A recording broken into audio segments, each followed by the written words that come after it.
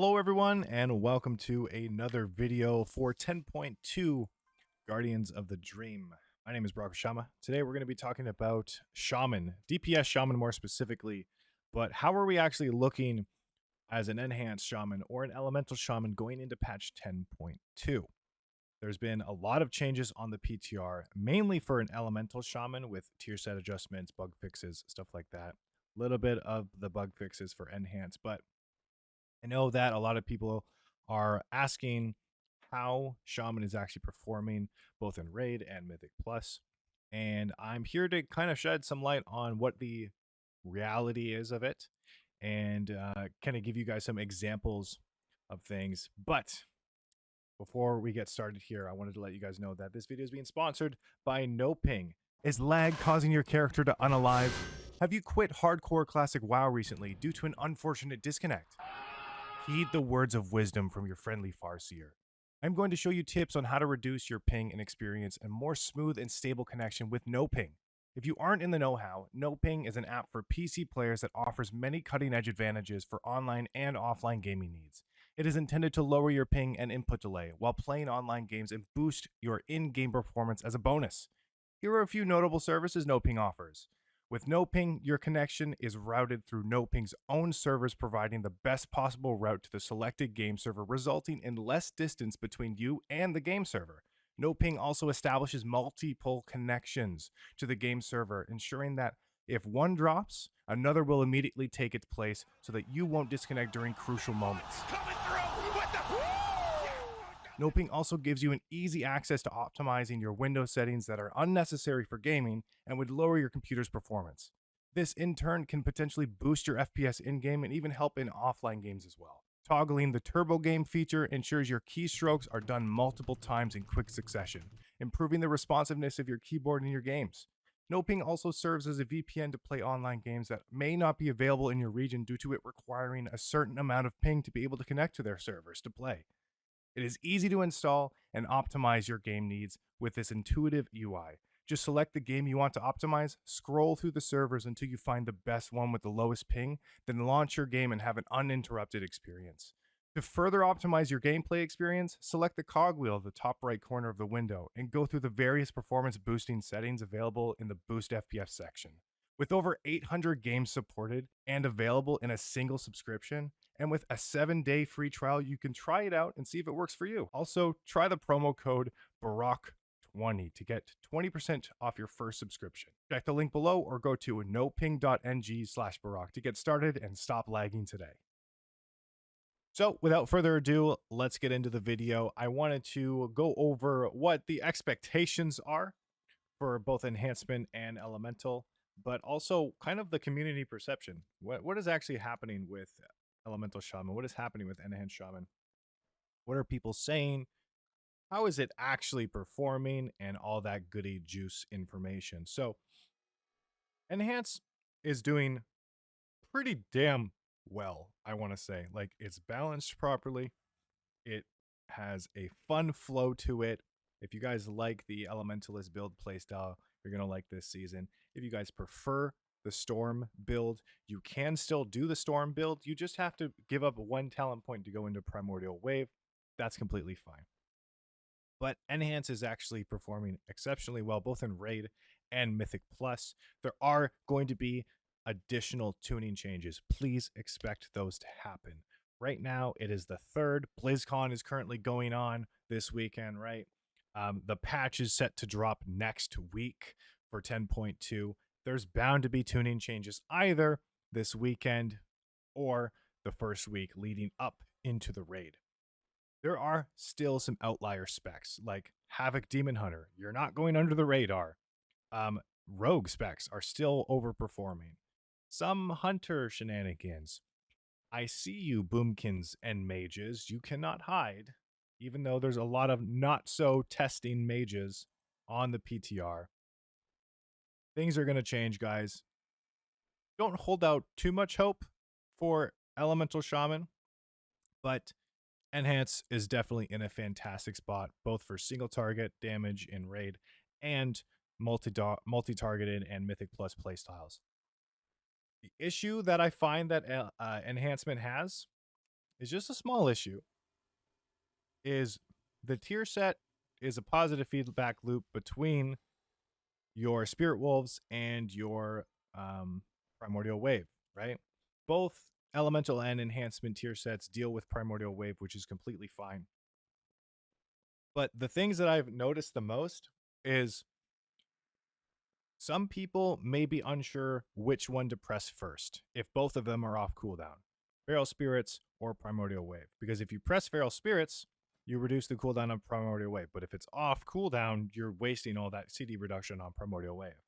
But if I press Feral Spirits second and I press Primordial Wave first, well, because of our talent Primal Maelstrom, Primordial Wave gives us 10 stacks of Maelstrom weapons, right?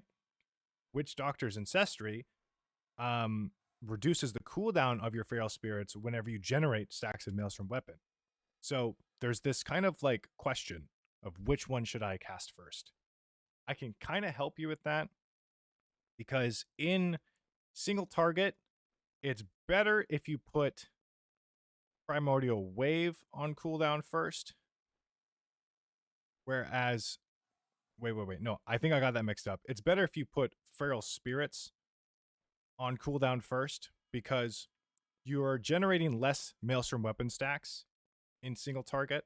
Whereas in AoE, you're generating way more weapon or Maelstrom weapon stacks. And because of this, if you put Primordial Wave on cooldown first in AoE, and then use your Feral Spirits, you'll get that cooldown reduction on your Primordial Wave. But then all this additional Maelstrom weapon stacks that you get just from doing your AoE rotation will actually reduce the cooldown of Feral Spirits a lot faster. So you don't really have to worry about that. Whereas in single target, because you're generating less Maelstrom weapon stacks, it's the opposite. So you'll want to actually use Feral Spirits first, and then get the extra Maelstrom weapon stacks from Primordial Wave to reduce the cooldown of Feral Spirits. Now, tuning may happen. This information may become obsolete in the future. It's still PTR, right? But that is just the speculation for how to kind of make that decision between using your Feral Spirits first or your Primordial Wave first, based off of what your combat scenario is. So that's the only problem that I found with the Enhanced Shaman in patch 10.2 is making that decision. The talent tree kind of rearrange is done very, very well. I like having Elemental Blast all the time now. It's fantastic.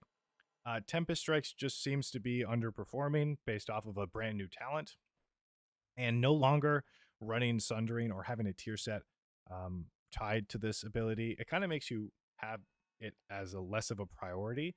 But the only time I would actually ever run Sundering is if you actually need an additional interrupt in your group content that you're doing. So, is Enhanced Shaman doing really well in patch 10.2? I think heading into the patch, it's doing phenomenally well. We just had a tuning change where Enhanced Shaman across the board was nerfed by 3%. That's great. We were praising. We were like, yes, we only received a 3% nerf. Fantastic. That's great. Please don't touch anything else, Blizzard, because we love the spec.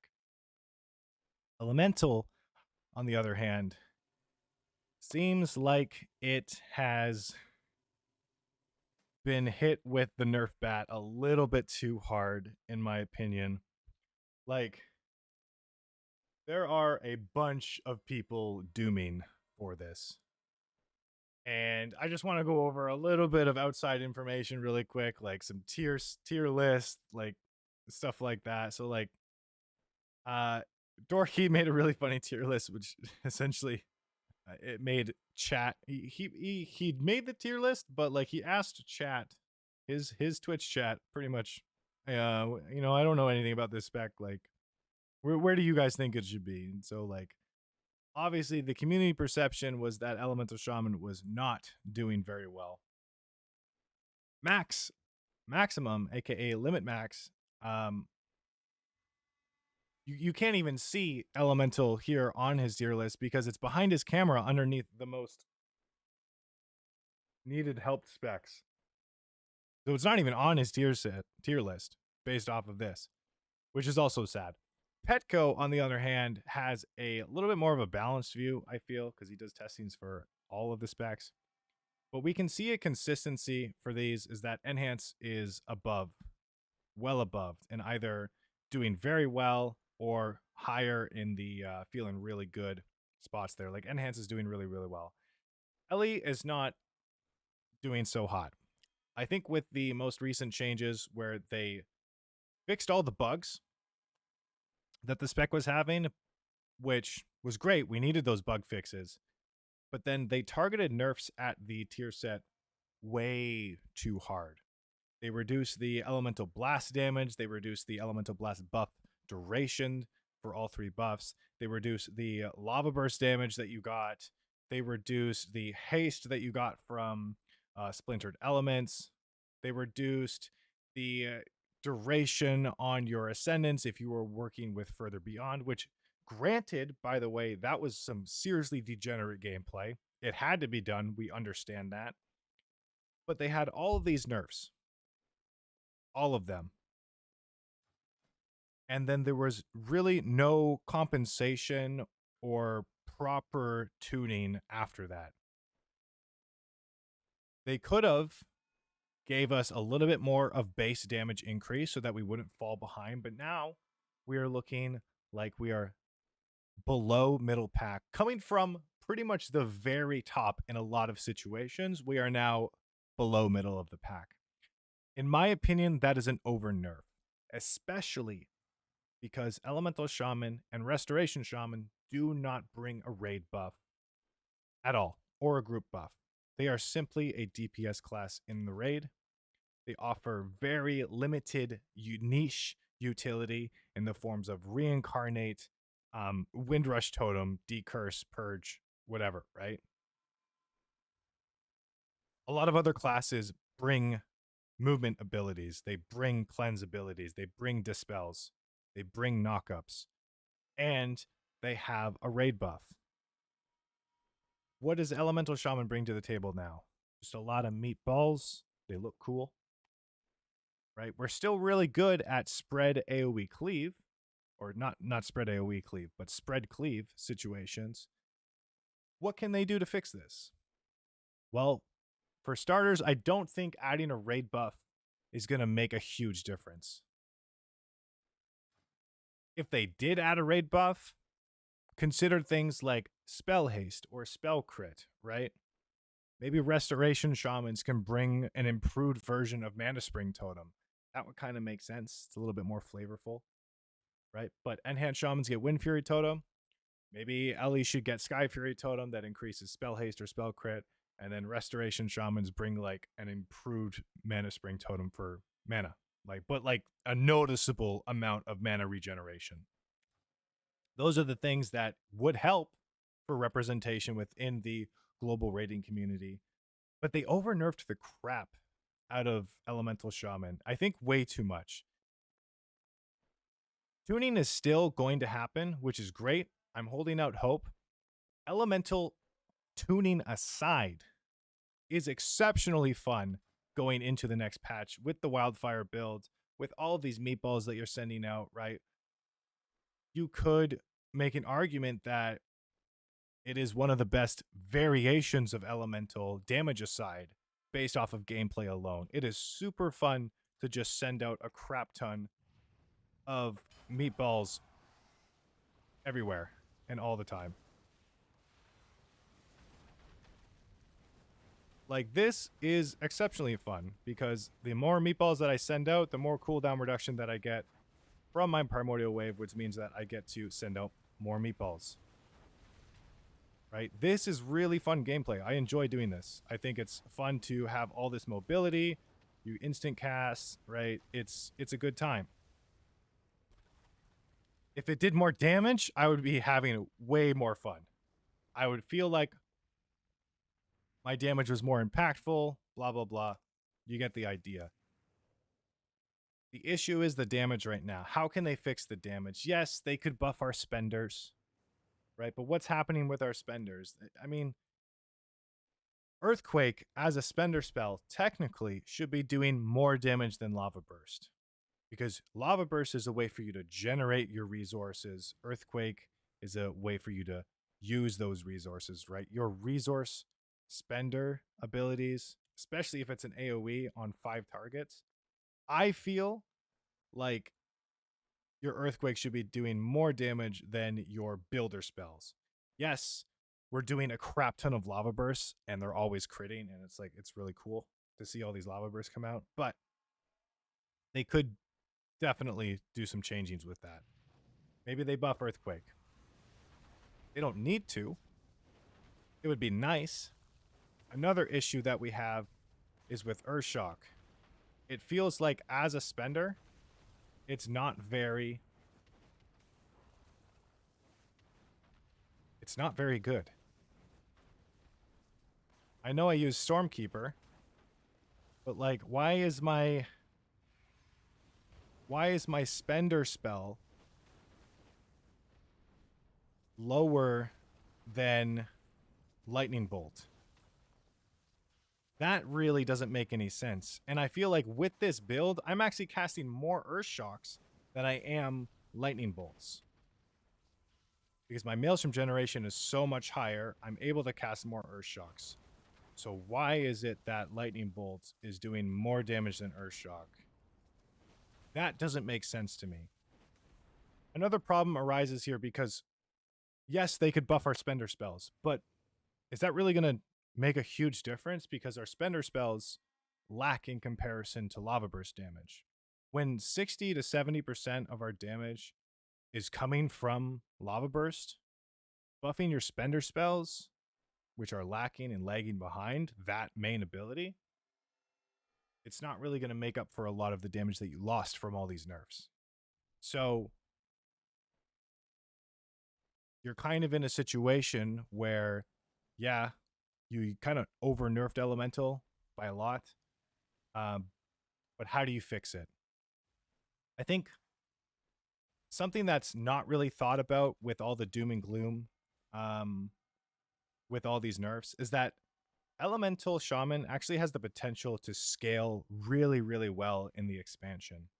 The reason for this is because we have a soft cap for our mastery, and we already get a crap ton of haste from our elemental blast buff that we get from Primordial Wave, but also from Splintered Elements. So we're getting a lot of mastery from the elemental blast buff. We're getting a lot of haste from the elemental blast buff plus Splintered Elements. Our lava bursts are critting all the time already, which is the majority of our damage. So crit is not really useful. Our spenders don't really do all that much damage, so crit wouldn't really be that beneficial to them. So what is the next best thing? Versatility. Versatility is a fantastic scaling stat. The more you have of it, obviously, the more base damage you're going to be doing because it is a static scaling stat. I foresee that Elemental is going to scale well because when we reach a certain point in our mastery, versatility is going to start to become more useful. So right now, yes, I'm at like a decently high item level, but I'm not at max item level. So I foresee our versatility by the end of the tier,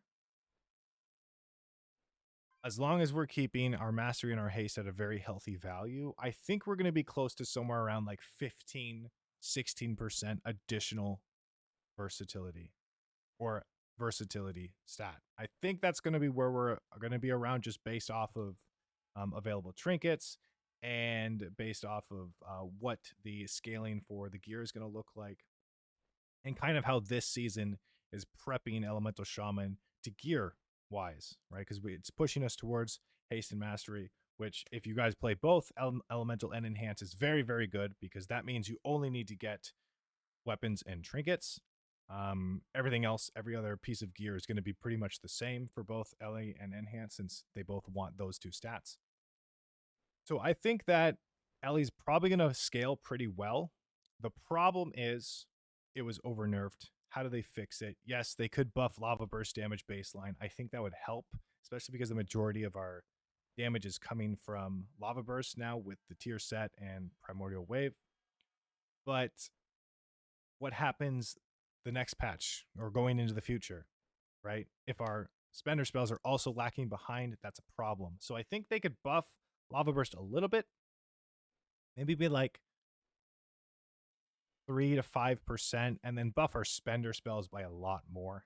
I think that would be a really good, impactful change for Elemental Shaman. It would definitely bring us out of just completely being overlooked, right? And probably be brought into a lot of those heavy spread cleave fights, right? We might have that niche again where, like we did back in Shadow Crucible or whatever the half tier was in Battle for Azeroth, between Battle for Dazar'alor and Ny'alotha.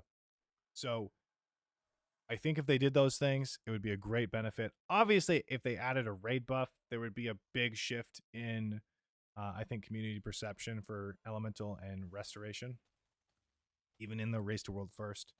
But those are my thoughts on it, guys. It's not a dead spec. Enhance is definitely being looked at, or it's definitely being, they're happy. Enhance is happy. Elemental, it's not all doom and gloom. There's some chances that we're going to get some stuff in there, but I digress.